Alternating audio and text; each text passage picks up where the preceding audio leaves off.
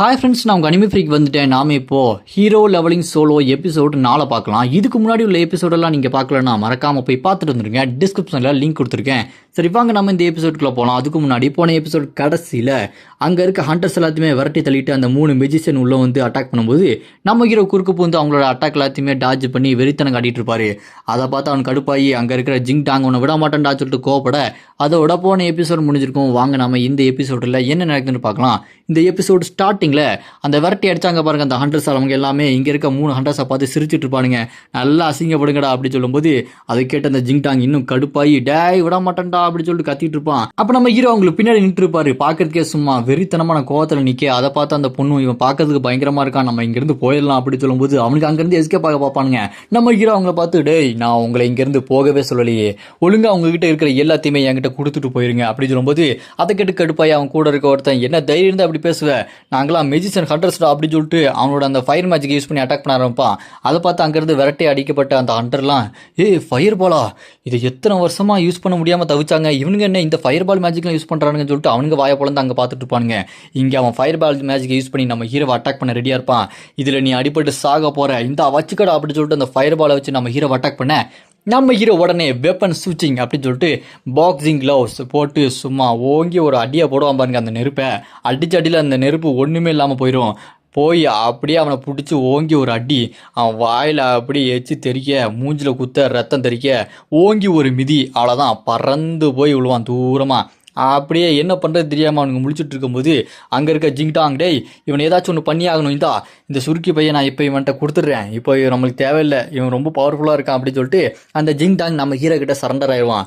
நம்ம ஹீரோவும் பரவாயில்லையே உங்ககிட்ட இத்தனை வால் இருக்கா, அதாவது அந்த ஆமையோட வால், அந்த வால் இவ்வளோ இருக்குதா, ரொம்ப நல்லது அப்படின்னு நம்ம ஹீரோ அதை வாங்கிக்கிற அவனுக்கு அங்கேருந்து ஆளை விட்றா சாமி அப்படின்னு சொல்லிட்டு அவனுக்கு எஸ்கேப் ஆகி ஓடிடுவானுங்க. அதை பார்த்து அங்கே இருக்க மற்ற ஹண்டர்ஸ் விரட்டி அடித்தாங்க பார்த்தீங்களா, அவங்கெல்லாம் ரொம்ப நன்றிங்க, இவங்க எங்களை போட்டு பாடாப்படுத்திடானுங்க, நீங்கள் இங்கே இருந்ததுக்கு ரொம்ப நன்றி சொல்லிட்டு நம்ம ஹீரோவும் அடுத்த கட்ட மிஷினுக்கு போக வேண்டியதான் அப்படி சொல்லிட்டு அந்த ஆமை கிட்ட இருக்க அது எல்லாத்தையுமே கலெக்ட் பண்ணிட்டு இப்போ நம்ம போகலான்னு நினைக்கிறேன் அப்படின்னு சொல்லிட்டு நம்ம ஹீரோ அங்கேருந்து கிளம்புவார். அப்படி அங்கேருந்து கிளம்பும்போது கட் பண்ணால் இந்த பக்கம் நம்ம ஹீரோ படிக்கிற அந்த யூனிவர்சிட்டியில் இங்கே இருக்காங்க பாருங்க இந்த ஜிங் டாங், அவங்க ஃப்ரெண்ட்ஸ் 3 பேரும் அவன் நம்மளை ரொம்ப அசிங்கப்படுத்திட்டான், ஏதாச்சும் ஒன்று பண்ணியே தீரணும், அதுக்கு அவன் ஒருத்தனால மட்டும்தான் முடியும், அவனை நம்ம எப்படியாச்சும் கூப்பிட்டே ஆகணும் அப்படின்னு சொல்லும்போது அதை கேட்டு அவன் வருவானா, அவன் ரொம்ப ஸ்ட்ராங்கான ஆளாச்சு, அவன் எப்படி கூப்பிடுறது அப்படி சொல்லும்போது அதை கேட்டு அந்த ஜிங் டாங் காசு கொடுத்தா யாருனாலும் வருவானுங்கடா, காசு வேண்டாம்னு சொன்னால் கூட கொஞ்சம் காசு கொடுத்து அவனை கூப்பிடுவோம் அவ்வளோதானே அப்படின்னு சொல்லிட்டு அந்த ஜிங் டாங் சொல்லும்போது அங்கே பயங்கரமாக நெருப்பை வச்சு அட்டாக் பண்ணுவான். அப்படி அட்டாக் பண்ணி அந்த புழுதியெல்லாம் கிளப்பிவிட அங்கே பார்த்தா அந்த பில்டிங் மேலே ஒருத்தர் நின்றுருப்பான். இவனை தான் இங்கே அந்த ஜிங் டாங் தேடிட்டு இருப்பான். அவன் அங்கே வந்து ஹாய் நான் உங்களை தான் தேடி வந்தேன், நீங்கள் எங்களுக்கு உதவி பண்ணணுமே அப்படி சொல்லும்போது உடனே இல்லை அதெல்லாம் முடியாது அப்படி சொல்லிட்டு போவான். இல்லை போகாதீங்க, ஒருத்தர் இருக்கிறான், அவன் ரொம்பவே பவர்ஃபுல்லாக இருக்கிறான், அவன் எங்களுக்கு ரொம்ப கடுப்பேற்றுறான், வந்து ஹெல்ப் பண்ணுங்க அப்படி சொல்லும்போது எனக்கு அதெல்லாம் தேவையில்ல நவுண்டு போடா அப்படி சொல்லிட்டு அந்த சிவப்பு சட்டை அப்படியே போவான். இருந்தாலும் அந்த ஜின்டாங் இல்லை நீங்கள் வாங்க, அவன் வாக்ரான் ஸ்கில்லை சேர்ந்தவன், அவன் ரொம்பவே பவர்ஃபுல்லாக இருக்கான், அவனை விட உங்களை தோக்கடிக்க முடியாதுன்னு மாதிரி இருக்குது, நீங்கள் அவனால் தோக்கடிக்க முடியுமா, உங்களால் தோக்கடிக்க முடியுமா அப்படி சொல்லிட்டு அவன் கேட்கும்போது அதை கேட்டு அந்த சிவப்பு முடியும் அப்படியா வாக்ரான் ஸ்கில்லா ரொம்ப இன்ட்ரெஸ்டிங்காக இருக்கே, சரி அவனை போய் பாத்திர வேண்டிதான் அப்படின்னு சொல்லிட்டு நம்ம ஹீரோவை போய் அட்டாக் பண்ணுறதுக்கு அவன் ரெடி ஆயிடுவான். இவனோட பேர் யூன்ஃபி, இவன் ரேங்க் ஹண்டரு, இவனோட பவரும் மேஜிக் பவர் தான், லெவல் 21 இருக்கான். இவன் நம்ம ஹீரோவை அட்டாக் பண்ணுறதுக்காக ரெடியாக இருக்கான். நம்ம ஹீரோ அந்த கடலுக்கு அடியில் இருக்க அந்த சேடவை கண்டுபிடிக்கிறதுக்காக தூண்டில் மாதிரி வாங்குறதுக்கு அந்த மீன் கடைக்கெலாம் வந்துட்டு பார்ப்பல. அங்கே நம்ம ஹீரோ வந்ததை பார்த்து அந்த கடைக்காரன் மறுபடியும் அவனோ ஒருத்தன் மீன் பிடிக்கவே தெரியாமல் எவனாட்டு எதையாவது வாங்க வந்துடுவானுங்க.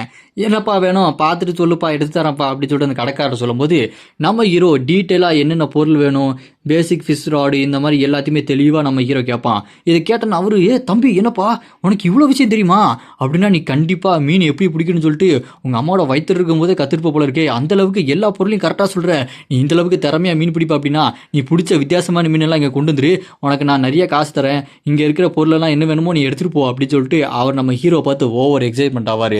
அப்படி இந்த பக்கம் பார்த்தா அந்த கடலுக்கிட்ட அந்த கடல் மான்ஸ்டர்கிட்ட ஹண்டர்ஸ்லாம் சண்டை போட்டுட்டு இருப்பாங்க. நம்ம ஹீரோ ஒரு பாறைக்கு மேலே நின்றுட்டு அப்படியே இப்போ நான் அடுத்த வேலையை ஆரம்பிக்கலாமா அப்படின்னு டபக்குன்னு தண்ணிக்குள்ள குதிச்சிருவாரு. தண்ணிக்குள்ள குதிச்சோன்னா அங்கே இருக்க ஹண்டர்ஸ்லாம் எவன்டா அவன் டப்புன்னு தண்ணிக்குள்ள குதிச்சிட்டான் என்னாச்சு அப்படின்னு சொல்லும்போது அங்கே இருக்க ஆக்டோபஸ் ஏதாச்சும் இருந்து அவனை கொன்ற போது அவ்வளோதான் அவன் கதை முடிய போகுதுன்னு சொல்லிட்டு அவனுங்க யோசிச்சுட்டு இருப்பானுங்க.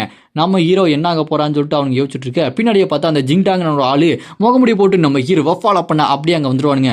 பாஸ் அவன் எங்கே போறான்னு ஃபாலோ பண்ணிட்டே போகணும் பாஸ், அவனை விடக்கூடாது அப்படி சொல்லும்போது அவன் தண்ணிக்குள்ள குதிச்சு பக்கத்தில் இருக்க வேற தீவுக்கு போயிடுவான். நம்ம ஹீரோ அவனை ஃபாலோ பண்ணிட்டு இந்த முகமுடி போட்ட அந்த ஜிங்டாங்லாம் வந்துருவானுங்க.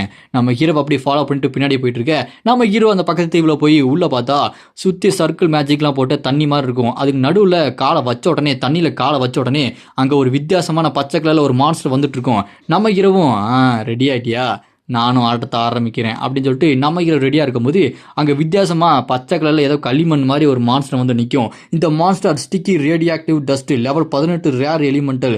இந்த கிரியேச்சர் லெவல் ஹெல்த் லெவல் 3500 இருக்குது. இதெல்லாம் பார்த்து நம்ம ஹீரோ ரேடியாக்டிவ் டஸ்ட்டா இது ரொம்ப வித்தியாசமாக இருக்குது அப்படின்னு சொல்லிட்டு நம்ம ஹீரோ ஃபயர் மேஜிக்கை யூஸ் பண்ணி ஸ்டிக்கை வச்சு அட்டாக் பண்ணுவார்.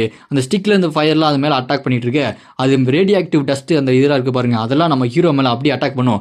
அது அப்படியே நம்ம ஹீரோ டாஜ் பண்ண மண்ணில் போட்டோன்னே மண்ணெல்லாம் அப்படி கருகி போய் புகையாக வரும். நம்ம ஹீரோ அந்த ரேடியாக்டிவ் டஸ்ட்டில் அட்டாக் ஆகக்கூடாதுன்னு அதுலேருந்து எஸ்கேப் ஆகி அப்படி தப்பிச்சு போயிட்டு இருப்பாரு. அப்படி தப்பிச்சு போயிட்டு இருக்கும்போது அப்படியே அது மேலே இன்னொரு அட்டாக்கை போடணும் அப்படின்னு சொல்லிட்டு ட்ரிகர் ட்ரிபிள் ஸ்லாஸ் அப்படின்னு சொல்லிட்டு ஒரு கேமில் எப்படி குறையுமோ அதே மாதிரி கொஞ்சம் கொஞ்சமாக அதோட லெவல் ஹெல்த் எல்லாமே அப்படி குறைஞ்சிக்கிட்டே போகும். நம்ம ஹீரோ இப்போ நம்மளோட கைதி வெப்பனை எடுத்துட வேண்டியதான் அப்படின்னு சொல்லிட்டு அந்த கன் எடுத்து சும்மா டப்பன்னு சுடுவார் பாருங்க. அதோட அவ்வளோதான் மேலே இருக்க பாறை டம்முன்னு அது மேலே விழுந்து அதோட கதையே முடிஞ்சிடும். அந்த பாறையெல்லாம் விழுந்து அது செத்து போனதுக்கப்புறம் அதுலேருந்து வாட்டர் வைன் ஸ்டாப் அப்படின்னு சொல்லிட்டு கடலுக்கடியில் யூஸ் பண்ணுற அந்த ஸ்டிக் ஒன்று கிடைக்கும். நம்ம ஹீரோ இதை எடுத்த உடனே இது கிடச்சிருச்சா இதை வச்சு என்னோட மிஷினை நான் சீக்கிரம் முடிச்சிட வேண்டியதான். அந்த டார்க் ஷேடோ அதுக்குள்ளே இருக்கிறது என்னன்னு நான் கண்டுபிடிக்க போகிறேன் அப்படின்னு நம்ம ஹீரோ யோசிக்கும் போது அங்கே ஒளிஞ்சிட்டு இருந்தவனு சத்தம் கேட்டுரும். நம்ம ஹீரோ அதை பார்த்துட்டு இவனுங்க என்ன இப்படி ஃபாலோ பண்ணிட்டு இருக்கானுங்க தெரியிற மாதிரி அப்படின்னு சொல்லிட்டு சிரிச்சுக்கிட்டு அப்படியே அந்த தண்ணிக்குள்ளே குதிச்சிருவாரு. தண்ணிக்குள்ளே குதிச்சோடனே அங்கே இருக்க அந்த ஜிங்டாங் அவன்லாம் அவன் ஏன்டா தண்ணிக்குள்ளே குதிச்சிட்டான் இப்போ என்ன பண்ணுறது மறுபடியும் அவன் ஃபாலோ பண்ணிட்டு போகணுமா அப்படின்னு சொல்லும்போது டக்குன்னு ஃபோன் பண்ணிட்டு சீக்கிரம் வாங்க அவன் இங்கே தான் இருக்கிறான் நம்ம சுற்றி வளைச்சோம்னா அவன் கதையை முடிச்சிடலாம் அப்படின்னு சொல்லிட்டு நம்ம ஹீரோவை போட்டு தள்ளதுக்கு பிளான் பண்ணியிருப்பானுங்க. நம்ம ஹீரோ தூண்டில் எடுத்துட்டு மீன் பிடிக்கிறதுக்காக அப்படியே தண்ணிக்கிட்ட போயிட்டு இருக்க இன்னொரு இடத்துக்கு போவான். அந்த தீவுக்கு போக அங்கே ஒரு ஆள் உட்காந்துட்டு இருப்பாப்ல. நம்ம ஹீரோ அவர் எந்த கிளாஸ் என்ன லெவல்னு சொல்லிட்டு அந்த ஸ்க்ரீனில் பார்க்கும்போது அதில் ஒன்றுமே தெரியாது இன்ஃபர்மேஷனே இருக்காது.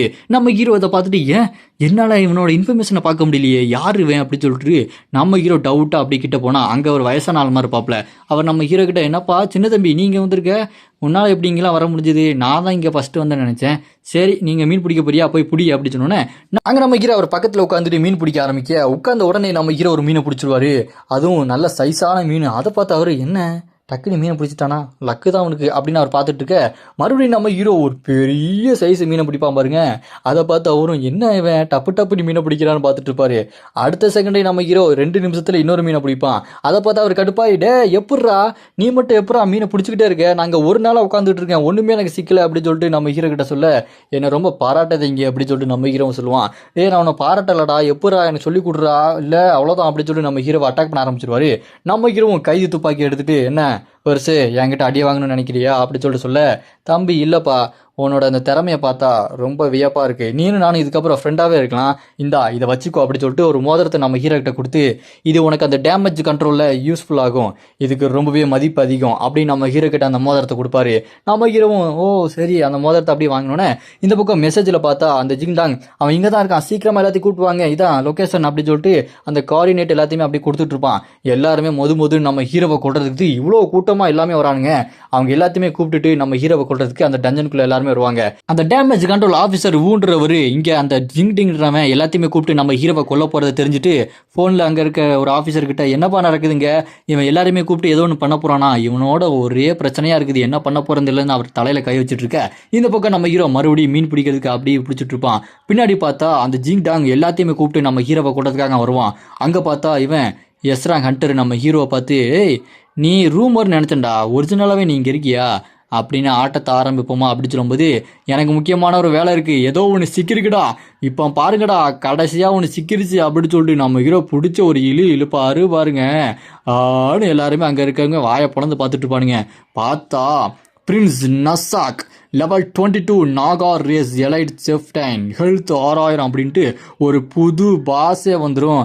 அந்த பாஸை பார்த்துட்டு ஐயையோ என்னடா இவனை கொல்லான்னு பார்த்தா இவன் நம்மளை போட்டுருவான் போல இருக்கே, என்னடா புதுசாக மான்ஸ்டர் வருது அப்படின்னு சொல்லும்போது அங்கே இருக்காங்க பாஸ் புதுசாக ஒரு பயங்கரமான மான்ஸ்டர் வந்திருக்கு, அது இவனை கொன்றும், இவன் செத்ததுக்கு அப்புறம் அவனோட பொருளெல்லாம் நம்ம எடுத்துலாம்னு சொல்லிட்டு பிளான் பண்ணிட்டு இருக்கும்போது அவன் என்ன பண்ணுவான், நம்ம ஹீரோ அப்படி இவங்கள பார்த்து ஓடி வந்துட்டு இருப்பான்.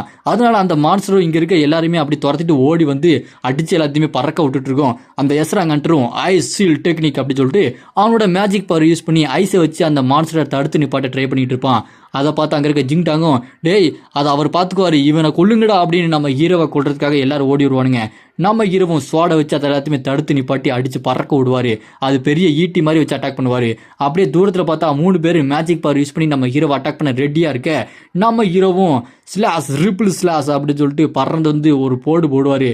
அவங்களும் போட்டு தள்ளிட இந்த பக்கம் பார்த்தா ஐஸை உடச்சிட்டு அந்த மான்ஸ்டரு ஈட்டியை வச்சு என்ன தைரியம் தான் ஏன்ட்டே நீங்கள் இப்படி பண்ணுவீங்க அப்படின்னு சொல்லிட்டு அது பேசுதுங்க. நம்ம அங்கே இருக்க எல்லாருமே அப்படி அடித்து பறக்க விட்டு தண்ணிக்குள்ளே எப்படி இழுத்துட்டு போயிடுது, எல்லாமே தண்ணிக்குள்ளே விழுவானுங்க. அந்த மான்ஸ்டரும் அப்படி தண்ணிக்குள்ளே வந்துடும். இங்கே அடித்த அடியில் அந்த அதிர்வில் நம்ம ஹீரோவும் அப்படி பறந்து தண்ணிக்குள்ளே வந்துடுறான். என்னடா எல்லாம் தண்ணிக்குள்ள வந்துட்டீங்களா அப்படின்னு சொல்லிட்டு நம்ம ஹீரோ சிரிச்சுட்டே பார்த்துட்டு இருக்க இங்கே எல்லாருமே விழுந்த உடனே அங்கே இருக்க ஜிங்டாங் நீங்க எல்லாரும் கொஞ்ச நேரம் மூச்சை பிடிச்சி வைங்க, அந்த தண்ணிக்குள்ள வச்சு நம்ம ஹீரோவை கொள்றதுக்காக அவங்களோட மேஜிக் பவர் யூஸ் பண்ணி நம்ம ஹீரோவை துரத்துக்கிட்டே வருவானுங்க எல்லாருமே. என்னடா இங்கே வச்சு என்ன கொல்லணும்னு ஆசைப்படுறீங்களா அப்படின்னு சொல்லிட்டு நம்ம ஹீரோ சிரிச்சுட்டே பார்க்க அவனுக்கு எல்லாருமே நம்ம ஹீரோவை அப்படி மேஜிக் பவர் மூலமா அட்டாக் பண்ணிட்டே இருப்பானுங்க. நம்ம ஹீரோ அதை எல்லாத்தையுமே டார்ஜ் பண்ணிட்டு அப்படி தண்ணி கடியில் போயிட்டே இருக்கும்போது அது கடியில் அந்த மான்ஸ்டர் வாயை பொழந்துட்டு காத்துக்கிட்டு இருக்கும். அதை பார்த்து ஜிங்டாங் என்னடா அது மறுபடியும் வெளியே வந்துருச்சா அப்படின்னு சொல்லிட்டு இருக்கும்போது அது கத்தி தண்ணிக்குள்ளேயே மிகப்பெரிய சுழல் எல்லாத்தையுமே உருவாக்கும். அந்த சுழல் எல்லாத்துலேயுமே அங்கே இருக்க ஹண்டர்ஸ் எல்லாம் மாட்டிக்குவானுங்க. என்னடா அது இப்படி ஆயிட்டு இருக்கே அப்படின்னு சொல்லும்போது அங்கே இருக்க அந்த மான்ஸ்டர் மேலே ஃபயர் அட்டாக்கை அந்த எஸ்ராங்கன்ட்டு போட்டுருவான். அது மேலே அடித்தாலுமே அதுக்கு ஒன்றும் ஆகாது. என்னடா அது இதுக்கு வேலைக்கு ஆகாது, நம்ம எப்படியாச்சும் சீக்கிரம் இங்கேருந்து வெளியே போயிடலாம் அப்படின்னு சொல்லிட்டு அவனுங்க அங்கேருந்து தப்பிச்சு ஓடலாம்னு சொல்லிட்டு பார்ப்பானுங்க. அந்த மான்ஸ்டர் அவங்களுக்கு கீழே தான் நின்றுட்டு என்னடா என்னை கொல்ல வந்துட்டு எல்லாருமே பயந்து ஓடுறீங்களா அப்படின்னு சொல்லிட்டு அந்த மான்ஸ்டர் அவங்களை அட்டாக் பண்ணுறதுக்கு ரெடியாக வாயை பிளந்து ஒரு போடும் பாருங்க, பயங்கரமான பிளாஸ்ட். அது மூலமாக அங்கே இருக்க எல்லாரோட உடம்பும் அப்படி ஃப்ரீஸ் ஆகி அதுக்குள்ளே அவங்க மாட்டிக்குவாங்க. டேய் உன்னை விட மாட்டேன்டா, உன்னை கொன்னே தீர்வன்டா அப்படின்னு சொல்லிட்டு அந்த ஜிங்டாங்க அப்பவும் நம்ம ஹீரோ பார்த்தா கோவமாக கத்திக்கிட்டு இவன் மட்டும் எப்படிரா உயிரோடு இருக்கான், இவன் இதுலையுமே மாட்டானே, நம்ம மட்டும் இதில் எப்படி மாட்டணும் அப்படின்னு சொல்லிட்டு அந்த உறைஞ்ச ஐஸில் அப்படி கீழே போய்கிட்டே இருப்பானுங்க. நம்ம ஹீரோவும் என்னடா சீக்கிரமா சாக போறீங்களா அப்படின்னு சொல்லிட்டு அவங்கள பார்த்து கிண்டல் பண்ணிட்டு இருக்க அங்கே இருக்கிற அந்த மான்ஸ்டர் நம்ம ஹீரோவை பார்த்துரும். நம்ம ஹீரோ பார்த்த உடனே மறுபடியும் அந்த ஃப்ரீஸ் அட்டாக் அப்படி போடும் பாருங்க. நம்ம ஹீரோ உடனே அந்த டெலிகைனெட்டிக் ஃபோர்ஸ் பவரை யூஸ் பண்ணி ஒரு ஷீல்டு மாதிரி வச்சு அந்த ஃப்ரீஸ் பவர்லேருந்து அட்டாக்லேருந்து அப்படி ஷீல்டு மாதிரி உருவாக்கி தப்பிச்சிருவாரு. அப்புறம் நம்ம ஹீரோக்கு அந்த ஷூ கிடச்சிருக்கும் பாருங்க, அது தண்ணிக்குள்ளேயும் தரையிலையுமே ரொம்ப ஸ்பீடாக போகும். அந்த ஷூவை போட்டுட்டு நம்ம ஹீரோ அந்த மான்ஸ்டர் அட்டாக் பண்ணுறதுக்கு வேகமாக போய் ஸ்வாடை வச்சு சும்மா ஒரு போடா பாருங்க. அதில் அதோட பவர் அப்படியே குறைஞ்சிக்கிட்டே போகும். அது டேய் பூச்சி மனுஷா அவனை விட மாட்டேன்டா, நான் அவனை கொல்ல போறேன்டான்னு சொல்லிட்டு அது கத்திக்கிட்டு இருக்கும். அதை கேட்டு நம்ம ஹீரோவும் அதை நான் சொல்லணும் அப்படின்னு கைதி துப்பாக்கி எடுத்துருவாரு. நம்ம ஹீரோ சும்மா டப்பன்னு சுடுவாரு பாருங்க. அது அப்படியே மூச்சு வாங்கிட்டு இருக்கும். அதோட ஃபுல் லைஃப் அப்படியே போயிடும்.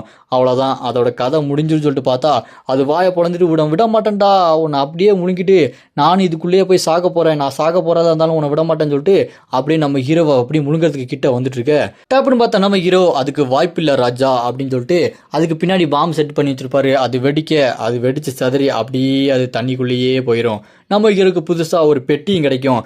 அந்த பெட்டி எடுத்துகிட்டு வந்தால் இது ஒரு வித்தியாசமான ஒரு மந்திர எழுத்து. இந்த மந்திர எழுத்து மூலமாக நமக்கு இருக்க புதுசாக நிறையா ஸ்கில்லு கிடைக்கும்.